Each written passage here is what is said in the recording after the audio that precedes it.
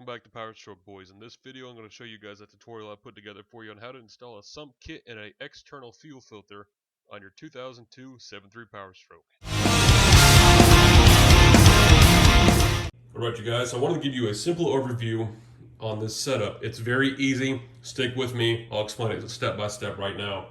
So we have our sump going to our fuel filter going to our fuel pump. This is represented by a flashlight. Just imagine it's a fuel pump, okay? Have some imagination. Drill a hole in the tank, approximately the size of your sump. Now what I did was we took that 1/2-inch plug, plugged one side. The other side is using our 3/8 to 1/2-inch adapter, okay? That adapter will go to the inlet of our fuel filter. Now using the supplied 3/8 barb fittings and the two supplied 3/8 plugs, we will cap one side and the other side of the fuel filter. We're only going to be utilizing one side of flow on the fuel filter. So go ahead and cap one arrow in, one arrow out, and stagger the fittings like you guys see here. Now from our fuel filter, going to the 3/8 quick disconnect of the inlet side of the pump, we're going to be using one of these 3/8 quick disconnect fuel line connectors. Now to seal everything up, we'll be using some PTFE, diesel rated thread sealant, which I'll show you guys later. We will be using hose clamps on the sump, the inlet outlet of the filter, and then the inlet of the pump. Really simple, really easy. All right, you guys, so I wanted to show you every piece and component of this sump kit you guys are going to need. So in front of you, we'll start with the actual sump. I will leave links in the video description below for everything mentioned in this video, so don't freak out. All the hard work's done for you. Go down there, click the links. They're not affiliated. I don't make any money off of them. It was 48 bucks. Go ahead and open it.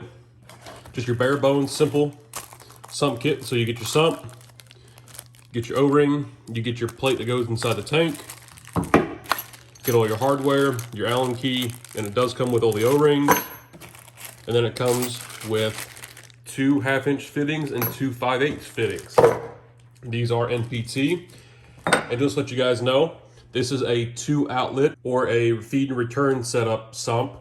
Now we're only going to be using one of these, so we're going to be capping one side with a 1/2-inch plug, and then the other side we'll be using that 3/8 to 1/2-inch bar, which I'll show you guys later in the video.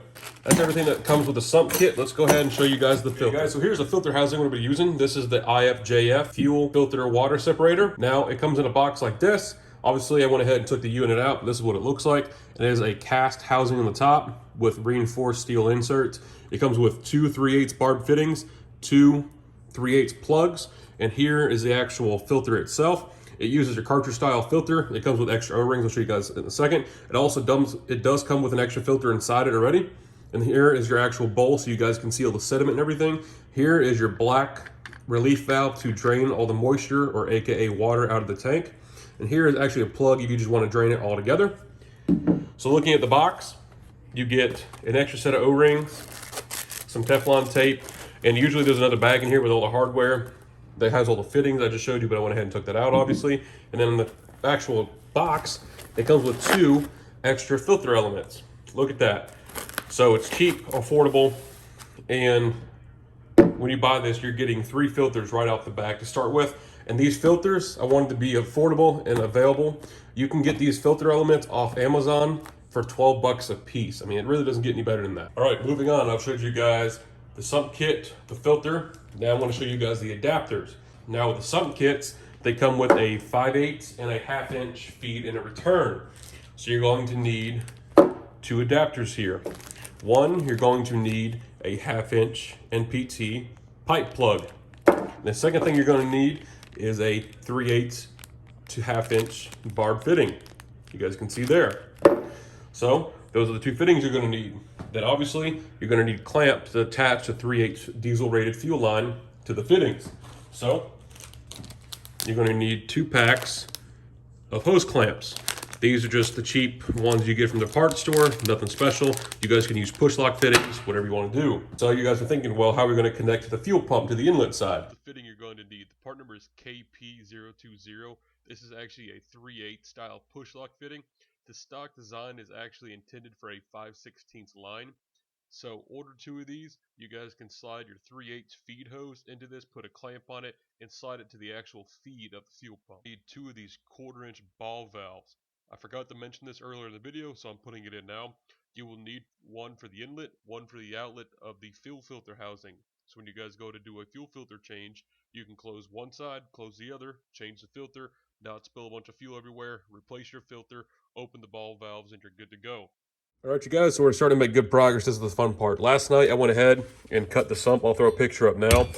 So basically, I just marked it where these last 2 holes are. I marked the big, probably 10 by 10, 8 by 8 plate, I'd say, and I just trimmed it. You can drop your skid plate on the tank, not use it, but, or if you want to take it off to cut it, you can do that too. Or the option I did, I've already installed one of these before, and it was a pain in the butt to get that thing off. And honestly, I'm working in grass, so I don't feel like dropping it. Just another step I have to do. So if you take your time, just mark a square, take your time with a nice cutoff wheel. Don't go all the way through and cut the bottom of your tank, then you'll be screwed. Luckily, I didn't nick anything, and you guys can see we have a nice cut here. So there's the plate. We went ahead and got that all cleaned up. And funny thing was, where I cut, the actual screen was right underneath where my hole saw went through, and I use a 3-inch hole saw bit for this particular application. And you guys can see the screen looked like it's been replaced. This is like the cheap $12 fix. It looks like someone's been in here before, obviously, due to the obvious hose clamp, but it came right off, so it really wasn't tight. But went ahead, got the O-ring all sealed up. We're good to go there. We're going to be using some of this Super Lube silicone dielectric grease. The stuff's biodegradable, food safe, and also keeps O-rings lubricated. This stuff works great on any application you guys have to use some type of rubber sealer or some type of rubber O-ring. So we're going to be using a little bit of that, or you guys can even use Vaseline. And then we went ahead, got our filter all plumbed up. I forgot to show you guys earlier in the adapters we're going to need, but also you're going to need 2 ball valves. These are 1/4-inch ball valves. I got these from Harbor Freight. They were like $10 for 2 of them, or less than $10 for 2 of them. And then also, the sealant I use is a Permatex thread sealant with PTFE. This stuff is ethanol resistant. Also, it is resistant to oil and diesel fuel. All right, you guys, so I want to show you on the workbench how to get our sump in. It's going to be much easier than me trying to get underneath the truck and show you. So, you have your 3 provided Allen heads with your 3 O-rings, your Allen key, and this is actually the base plate that actually goes in the bottom of the tank. So, in this configuration with this particular one, we have 3 holes. 1, 2, 3. This will sit in the tank like this. Obviously, the truck's going to be facing that way, but imagine if the tank was running this way. We set this in the tank, and then this lip, this machine lip here, is going to seal on the O-ring and mush them together, so that'll give us a tight seal. And then to go ahead and seal this, what you need to do is, obviously this will be from a bottom perspective. We'll put that plate inside the tank. This will get flipped upside down. And you will take these Allen heads, and I'll put a little grease on the back of these as well. And you will slide them in like that. And you would tighten them using the provided Allen key.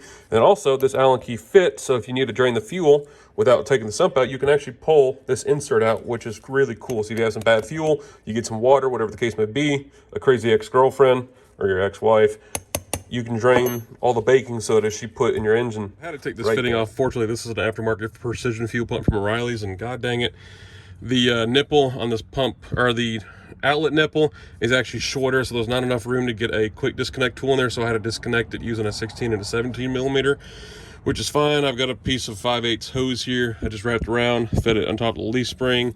I got the probe wires connected to the positive and negative. So we're going to see, and then we're going to pump the end of that hose into a tank, and then we'll just keep going into this tank. I just got up underneath there and I pushed the hose back a little bit further, so we're not leaking at drop at all. I got these back, so we're not going to cause a fire. Diesel fuel won't catch like that, like gasoline will. But yeah, it's flowing pretty good. I'm glad I replaced that fuel pump, so we'll have a brand new fuel pump. All right, you guys, while we're underneath the truck here, as you guys can see, here's the fuel pump. So what I did was I actually ended up using the actual stock quick disconnect. We went ahead and took off the extra metal clip that holds the quick disconnect for the fuel side. You don't need it. As long as it doesn't leak, you're fine. Reuse the stock copper washer, just flip it upside down. You're not supposed to reuse them, but went ahead and put our positive negative dust covers back on. No leaks. And then coming over here, you guys can probably see there, that little yellow cap there. See if I can get my big old self under here. That's where the stock feed was, and I capped that off with a 5/16 vacuum port, or with the vacuum plug. And I actually got rid of the hose because we had to connect the factory little plastic hard line that this fitting landed on. So we got rid of that and just capped it so no dirt can get in the system. Other than that, we're good to go. Here is our actual fuel filter water separator. So you guys can see we got our 2 ball valves installed. So we wanted to change our filter. We just close those ball valves, so we're good to go. Then we can drain the moisture in the bottom of the tank with this little black one here, or you can drain the fuel bowl with that little white plastic drain there. And then coming here, I ran the lines down the frame rail, put some 3/4 inch wire loom, zip tied it all the way down, ran it on top of the skid plate, and it comes over here just to the sump right there. And I'm about to clean these edges up real quick, put some plastic rubber around them so we don't cut ourselves. But yeah, that's it, guys. Just want to give you guys a really quick overview. It was much easier to show you, but that's how you put a custom sump kit on your 7.3 Powerstroke. So if you guys enjoyed this video, if you want to see more, please leave a like, comment down below, subscribe, share with your friends and family, and we'll see you guys in the next video. Thanks for watching.